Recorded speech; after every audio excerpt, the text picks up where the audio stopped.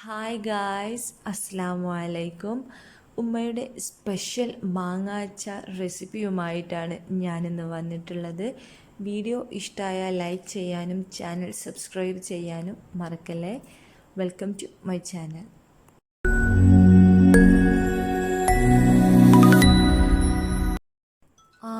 Medium സൈസിലുള്ള മാങ്ങ നന്നായിട്ട് കഴുകി ഒട്ടും വെള്ളമില്ലാതെ ചെറുതായി അരിഞ്ഞു വെച്ചിട്ടുണ്ട്.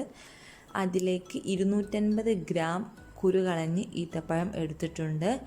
ഒരു ഈത്തപ്പഴത്തെ 3 പീസാക്കിയിട്ടാണ് കട്ട് ചെയ്തിട്ടുള്ളത്. ഇനി ചട്ടി വെച്ച് ചൂടായതിന് ശേഷം അതിലേക്ക് ആവശ്യത്തിനുള്ള എണ്ണ ഒഴിച്ചു കൊടുക്കാം. ഞാനിവിടെ വെളിച്ചെണ്ണയാണ് എടുത്തിട്ടുള്ളത്.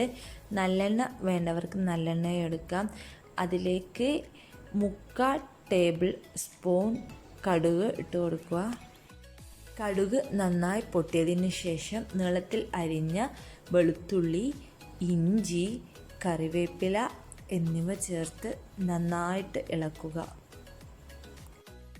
വെളുത്തുള്ളിയുടെയും ഇഞ്ചിയുടെയും ഒക്കെ പച്ചമണമൊന്ന് മാറി ചെറുതായി കളർ മാറുന്നത് വരെ ഇളക്കി കൊടുക്കുക. ഇനി അതിലേക്ക് 5 ടേബിൾ സ്പൂൺ കാശ്മീരി മുളക് പൊടിയും 1 ടേബിൾ സ്പൂൺ ഉലുവാപ്പൊടിയും 2 ടേബിൾ സ്പൂൺ മല്ലിപ്പൊടിയും ചേർത്ത് നന്നായിട്ട് ഇളക്കി കൊടുക്കുക. കാശ്മീരി മുളക് പൊടിയും സാദാ മുളക് പൊടിയും കൂടി മിക്സ് ചെയ്തും ചേർക്കാവുന്നതാണ്. ഞാനിവിടെ കാശ്മീരി മുളക് പൊടി മാത്രമാണ് എടുത്തിട്ടുള്ളത്. ഇനി അതിലേക്ക് 2 കപ്പ് വിനാഗിരി ചേർത്ത് നന്നായിട്ട് ഇളക്കി കൊടുക്കുക. അച്ചാറുണ്ടാക്കുമ്പോൾ പൊതുവെ നമ്മൾ മല്ലിപ്പൊടി ഇട്ട് കാണാറില്ല. പക്ഷേ എൻ്റെ ഉമ്മ ഉണ്ടാക്കുമ്പോൾ ഉമ്മ മല്ലിപ്പൊടി ഇടാറുണ്ട്. അതിന് വേറൊരു സ്പെഷ്യൽ ടേസ്റ്റ് ആകും. ഒന്നെല്ലാവരും ട്രൈ ചെയ്യുക. അതിലേക്ക് നമ്മൾ 1 ടേബിൾ സ്പൂൺ ഉപ്പിട്ടിട്ടുണ്ട്. മുളക് പൊടിയൊക്കെ നന്നായിട്ട് തിളച്ചതിന് ശേഷം അതിലേക്ക് നേരത്തെ അരിഞ്ഞു വെച്ച ഈത്തപ്പഴം ഇട്ട് കൊടുത്ത് നന്നായിട്ട് ഇളക്കി കൊടുക്കുക. ഇനി അത് മൂടി വെച്ച് ഒരു 2 മിനിറ്റ് നന്നായിട്ട് വേവിച്ചെടുക്കുക.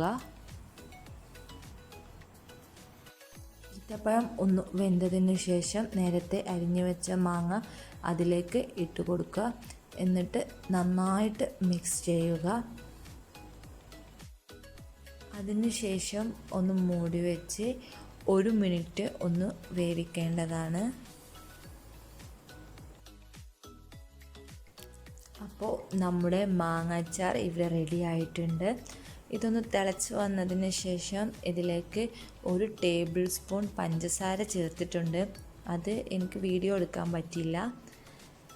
അപ്പോൾ എൻ്റെ ഉമ്മാൻ്റെ മാങ്ങാച്ചാർ നിങ്ങൾക്കൊക്കെ ഇഷ്ടമായി എന്ന് വിചാരിക്കണു.